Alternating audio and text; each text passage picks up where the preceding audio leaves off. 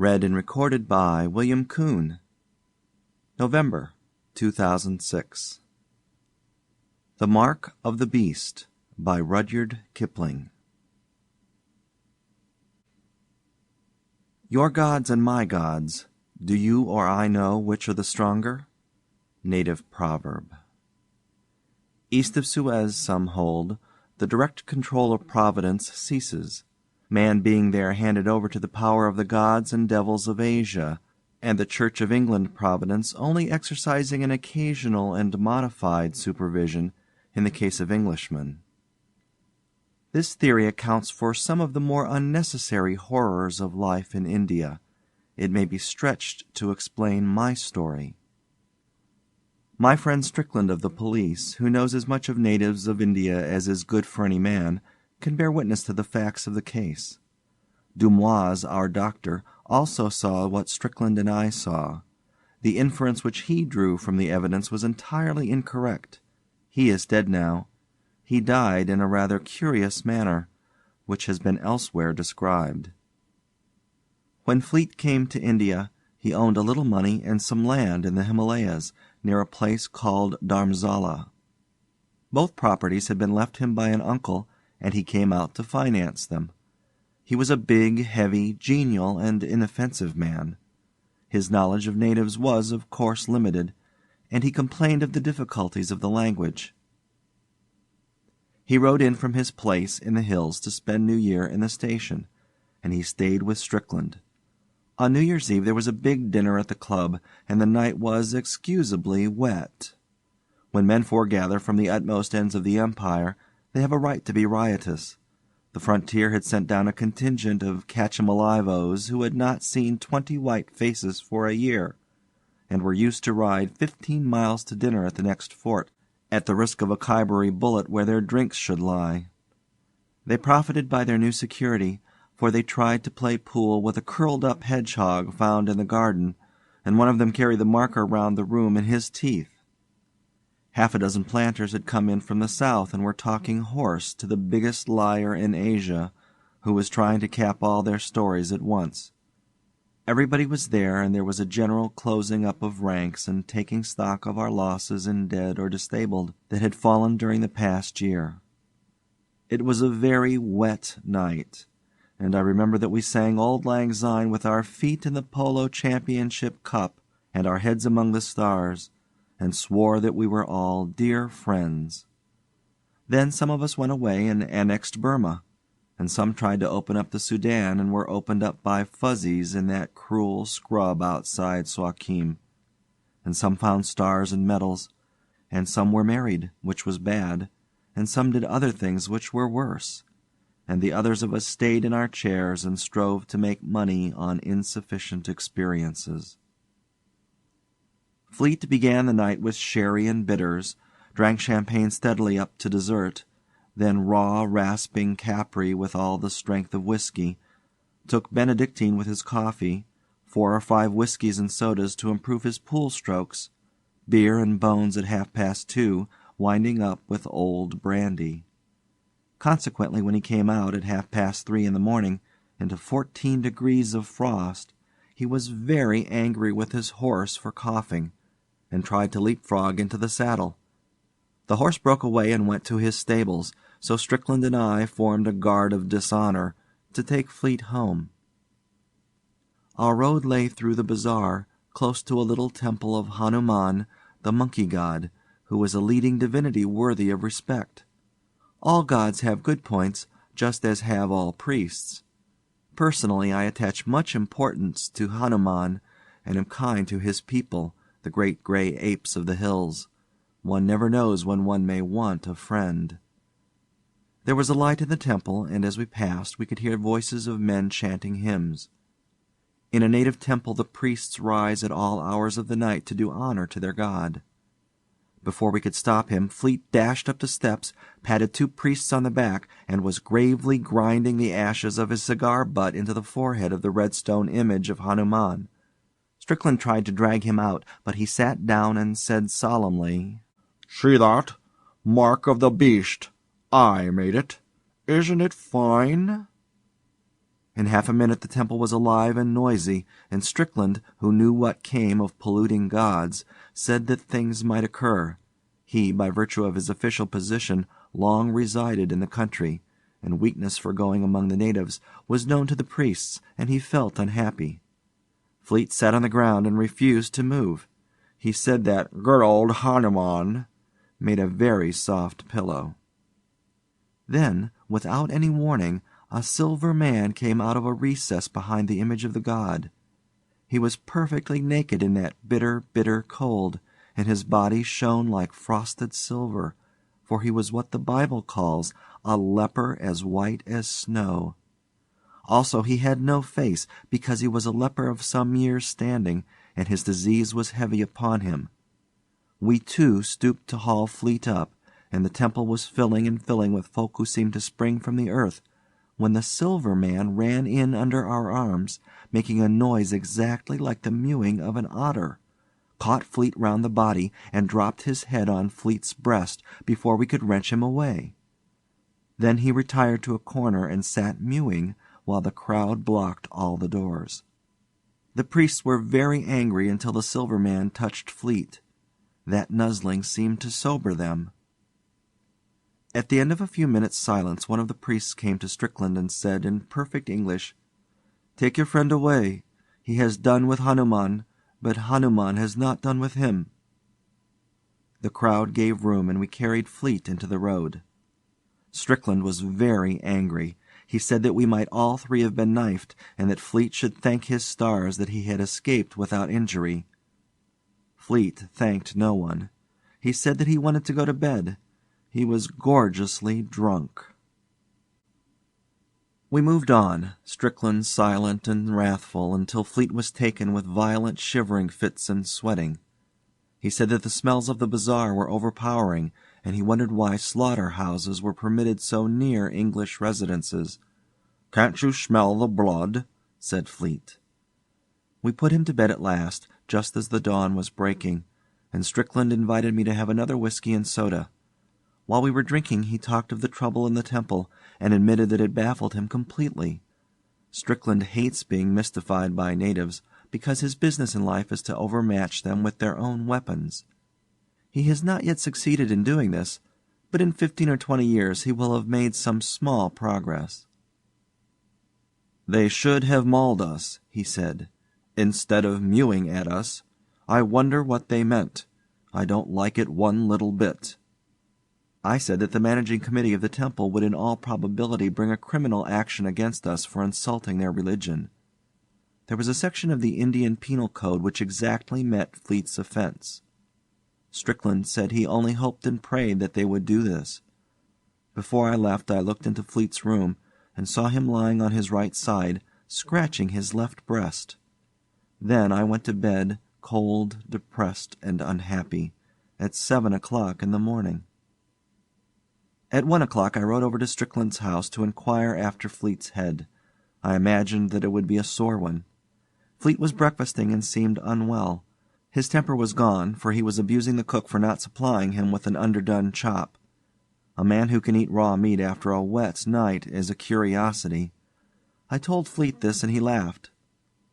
"You breed queer mosquitoes in these parts," he said.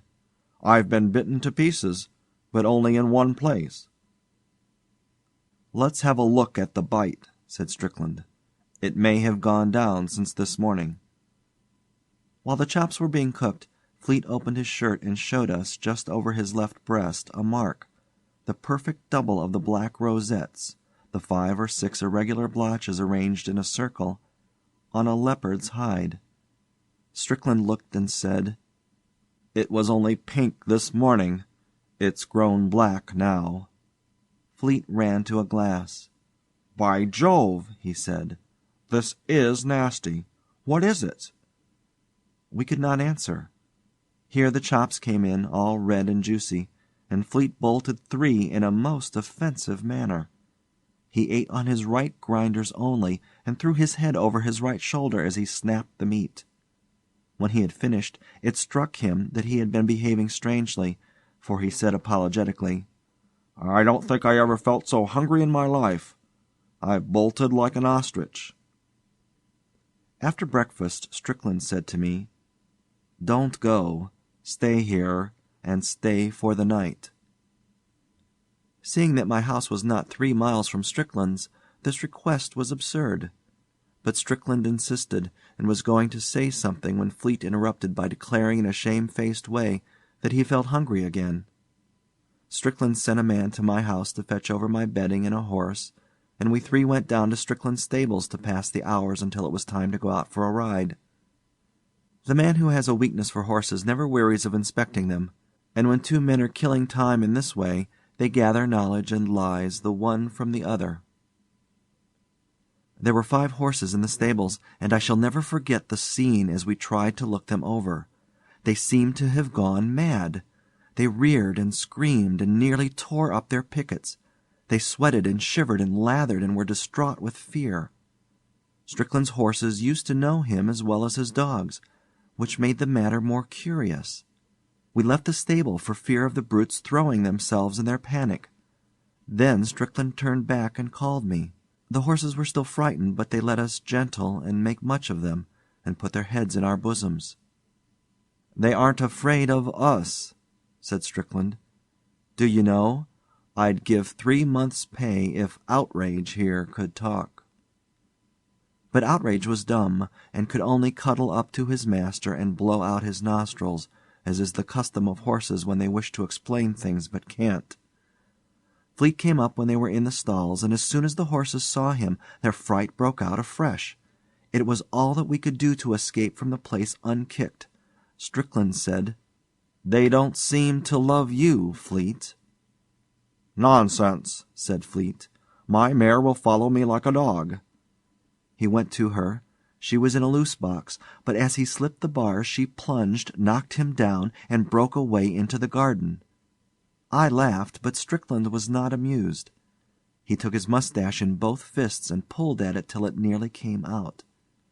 Fleet, instead of going off to chase his property, yawned, saying that he felt sleepy. He went to the house to lie down, which was a foolish way of spending New Year's Day. Strickland sat with me in the stables and asked if I had noticed anything peculiar in Fleet's manner. I said that he ate his food like a beast, but that this might have been the result of living alone in the hills out of the reach of society as refined and elevating as ours, for instance. Strickland was not amused.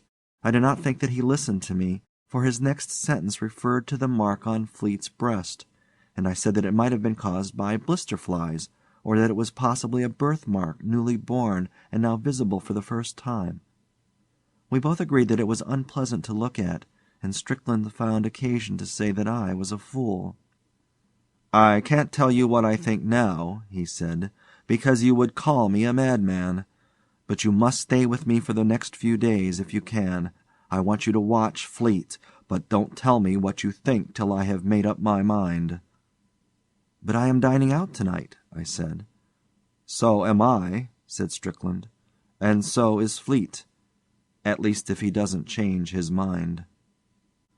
We walked about the garden smoking, but saying nothing, because we were friends and talking spoils good tobacco, till our pipes were out. Then we went to wake up Fleet.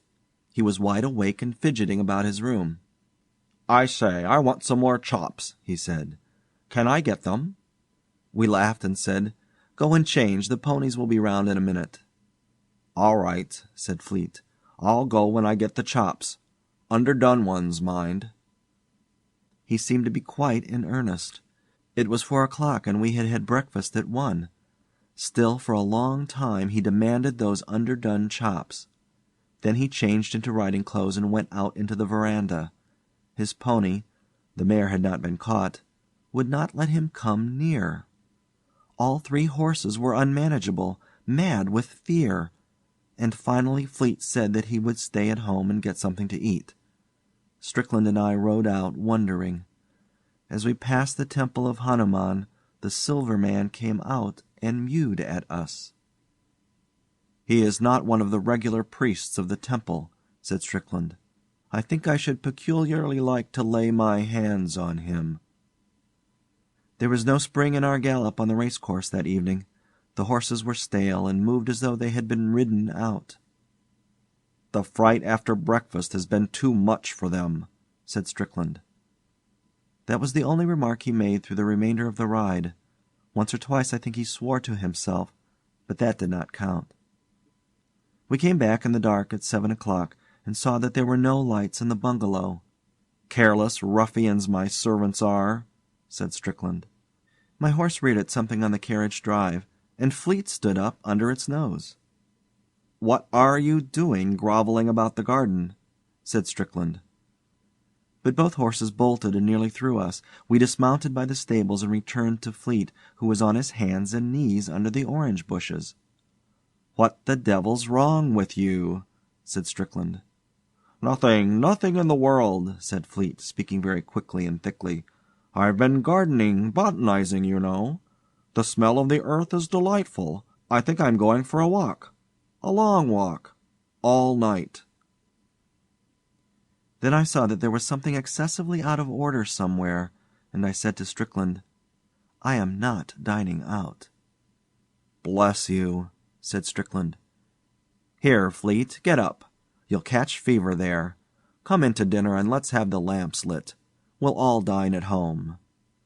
Fleet stood up unwillingly and said, No lamps. It's much nicer here. Let's dine outside and have some more chops. Lots of 'em and underdone, bloody ones with gristle." Now a December evening in northern India is bitterly cold, and Fleet's suggestion was that of a maniac. "Come in," said Strickland sternly. "Come in at once." Fleet came, and when the lamps were brought, we saw that he was literally plastered with dirt from head to foot. He must have been rolling in the garden. He shrank from the light and went to his room. His eyes were horrible to look at. There was a green light behind them, not in them, if you understand, and the man's lower lip hung down. Strickland said, "There is going to be trouble, big trouble, tonight. Don't you change your writing things." We waited and waited for Fleet's reappearance, and ordered dinner in the meantime. We could hear him moving about his own room, but there was no light there. Presently from the room came the long-drawn howl of a wolf. People write and talk lightly of blood running cold and hair standing up and things of that kind. Both sensations are too horrible to be trifled with. My heart stopped as though a knife had been driven through it, and Strickland turned as white as the tablecloth. The howl was repeated, and was answered by another howl far across the fields. That set the gilded roof on the horror. Strickland dashed into Fleet's room. I followed, and we saw Fleet getting out of the window. He made beast noises in the back of his throat. He could not answer us when we shouted at him. He spat. I don't quite remember what followed, but I think that Strickland must have stunned him with the long boot-jack, or else I should never have been able to sit on his chest. Fleet could not speak. He could only snarl, and his snarls were those of a wolf, not of a man. The human spirit must have been giving way all day and have died out with the twilight. We were dealing with a beast that had once been Fleet. The affair was beyond any human and rational experience. I tried to say hydrophobia, but the word wouldn't come, because I knew that I was lying. We bound this beast with leather thongs of the punka rope, and tied its thumbs and big toes together, and gagged it with a shoehorn, which makes a very efficient gag if you know how to arrange it. Then we carried it into the dining room, and sent a man to Demoise, the doctor, telling him to come over at once. After we had dispatched the messenger and were drawing breath, Strickland said, "It's no good. This isn't any doctor's work." I also knew that he spoke the truth. The beast's head was free, and it threw it about from side to side. Anyone entering the room would have believed that we were curing a wolf's pelt. That was the most loathsome accessory of all. Strickland sat with his chin in the heel of his fist, watching the beast as it wriggled on the ground, but saying nothing. The shirt had been torn open in the scuffle and showed the black rosette mark on the left breast. It stood out like a blister. In the silence of the watching we heard something without, mewing like a she-otter. We both rose to our feet and, I answer for myself, not Strickland, felt sick, actually and physically sick. We told each other, as did the men in Pinafore, that it was the cat. Dumoise arrived, and I never saw a little man so unprofessionally shocked.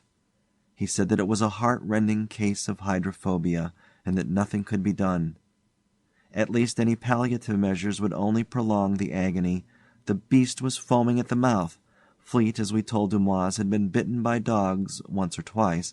Any man who keeps half a dozen terriers must expect a nip now and again. Dumoise could offer no help. He could only certify that Fleet was dying of hydrophobia. The beast was then howling, for it had managed to spit out the shoehorn. Dumoise said that he would be ready to certify to the cause of death, and that the end was certain. He was a good little man, and he offered to remain with us, but Strickland refused the kindness. He did not wish to poison Dumoise' New Year. He would only ask him not to give the real cause of Fleet's death to the public. So Dumoise left, deeply agitated, and as soon as the noise of the cartwheels had died away, Strickland told me in a whisper his suspicions. They were so wildly improbable that he dared not say them out aloud, and I, who entertained all Strickland's beliefs, was so ashamed of owning to them that I pretended to disbelieve. Even if the Silver Man had bewitched Fleet for polluting the image of Hanuman, the punishment could not have fallen so quickly. As I was whispering this, the cry outside the house rose again, and the beast fell into a fresh paroxysm of struggling until we were afraid that the thongs that held it would give way. "Watch," said Strickland. "If this happens 6 times I shall take the law into my own hands. I order you to help me." He went into his room and came out in a few minutes with the barrels of an old shotgun, a piece of fishing line, some thick cord, and his heavy wooden bedstead. I reported that the convulsions had followed the cry by 2 seconds in each case, and the beast seemed perceptibly weaker. Strickland muttered, "But he can't take away the life. He can't take away the life." I said, though I knew that I was arguing against myself, "It may be a cat. It must be a cat.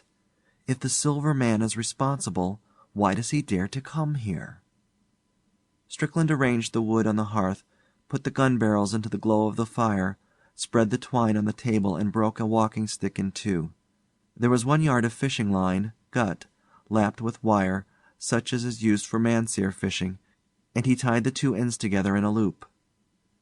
Then he said, "How can we catch him? He must be taken alive and unhurt." I said that we must trust in Providence, and go out softly with polo sticks into the shrubbery at the front of the house. The man or animal that made the cry was evidently moving round the house as regularly as a night watchman. We could wait in the bushes till he came by and knock him over. Strickland accepted this suggestion, and we slipped out from a bathroom window into the front veranda, and then across the carriage drive into the bushes. In the moonlight we could see the leper coming round the corner of the house. He was perfectly naked, and from time to time he mewed and stopped to dance with his shadow. It was an unattractive sight, and thinking of poor Fleet, brought to such degradation by so foul a creature, I put away all my doubts and resolved to help Strickland from the heated gun barrels to the loop of twine, from the loins to the head and back again, with all tortures that might be needful. The leper halted in the front porch for a moment, and we jumped out on him with the sticks. He was wonderfully strong, and we were afraid that he might escape or be fatally injured before we caught him. We had an idea that lepers were frail creatures, but this proved to be incorrect. Strickland knocked his legs from under him, and I put my foot on his neck. He mewed hideously, and even through my riding boots I could feel that his flesh was not the flesh of a clean man. He struck at us with his hand and feet stumps. We looped the lash of a dog whip around him, under the armpits, and dragged him backwards into the hall, and so into the dining room where the beast lay. There we tied him with trunk straps. He made no attempt to escape, but mewed. When we confronted him with the beast, the scene was beyond description. The beast doubled backwards into a bow as though he had been poisoned with strychnine, and moaned in the most pitiable fashion. Several other things happened also, but they cannot be put down here." "I think I was right," said Strickland. "Now we will ask him to cure this case." But the leper only mewed. Strickland wrapped a towel round his hand and took the gun barrels out of the fire. I put the half of the broken walking stick through the loop of the fishing line and buckled the leper comfortably to Strickland's bedstead. I understood then how men and women and little children can endure to see a witch burnt alive, for the beast was moaning on the floor, and though the silver man had no face, you could see horrible feelings passing through the slab that took its place, exactly as waves of heat play across red-hot iron, gun barrels, for instance. Strickland shaded his eyes with his hands for a moment, and we got to work. This part is not to be printed. The dawn was beginning to break when the leper spoke. His mewings had not been satisfactory up to that point.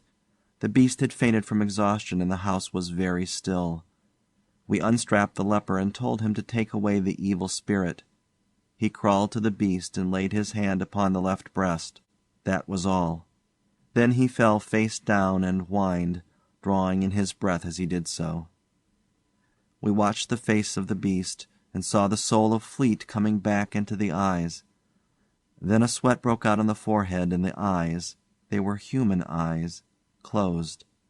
We waited for an hour, but Fleet still slept. We carried him to his room and bade the leper go, giving him the bedstead and the sheet on the bedstead to cover his nakedness, the gloves and the towels with which we had touched him, and the whip that had been hooked around his body. He put the sheet about him and went out into the early morning without speaking or mewing. Strickland wiped his face and sat down. A night gong, far away in the city, made 7 o'clock. "Exactly 24 hours," said Strickland, "and I've done enough to ensure my dismissal from the service, besides permanent quarters in a lunatic asylum. Do you believe that we are awake?" The red-hot gun barrel had fallen on the floor and was singeing the carpet. The smell was entirely real. That morning at 11 we two together went to wake up Fleet. We looked and saw that the black leopard rosette on his chest had disappeared. He was very drowsy and tired, but as soon as he saw us he said, "Oh, confound you fellows! Happy New Year to you! Never mix your liquors. I'm nearly dead." "Thanks for your kindness, but you're over time," said Strickland. "Today is the morning of the 2nd. You've slept the clock round with a vengeance." The door opened, and little Dumoise put his head in. He had come on foot, and fancied that we were laying out Fleet. "I brought a nurse," said Dumoise. "I suppose that she can come in for what is necessary?" "By all means," said Fleet cheerily, sitting up in bed. "Bring on your nurses." Dumoise was dumb. Strickland led him out and explained that there must have been a mistake in the diagnosis. Dumoise remained dumb, and left the house hastily. He considered that his professional reputation had been injured, and was inclined to make a personal matter of the recovery. Strickland went out too. When he came back, he said that he had been to call on the temple of Hanuman to offer redress for the pollution of the god, and had been solemnly assured that no white man had ever touched the idol, and that he was an incarnation of all the virtues laboring under a delusion. "What do you think?" said Strickland. I said, "There are more things—" But Strickland hates that quotation. He says that I have worn it threadbare. One other curious thing happened which frightened me as much as anything in all the night's work. When Fleet was dressed he came into the dining room and sniffed. He had a quaint trick of moving his nose when he sniffed. "Horrid doggy smell here," said he. "You should really keep those terriers of yours in better order. Try sulphur, Strick." But Strickland did not answer. He caught hold of the back of a chair, and, without warning, went into an amazing fit of hysterics. It is terrible to see a strong man overtaken with hysteria. Then it struck me that we had fought for Fleet's soul with the silver man in that room, and had disgraced ourselves as Englishmen forever. And I laughed and gasped and gurgled just as shamefully as Strickland. while Fleet thought that we had both gone mad. We never told him what we had done. Some years later, when Strickland had married and was a church-going member of society for his wife's sake, we reviewed the incident dispassionately, and Strickland suggested that I should put it before the public. I cannot myself see that this step is likely to clear up the mystery, because, in the first place, no one will believe a rather unpleasant story, and, in the second, it is well known to every right-minded man that the gods of the heathen are stone and brass, and any attempt to deal with them otherwise is justly condemned. End of The Mark of the Beast by Rudyard Kipling.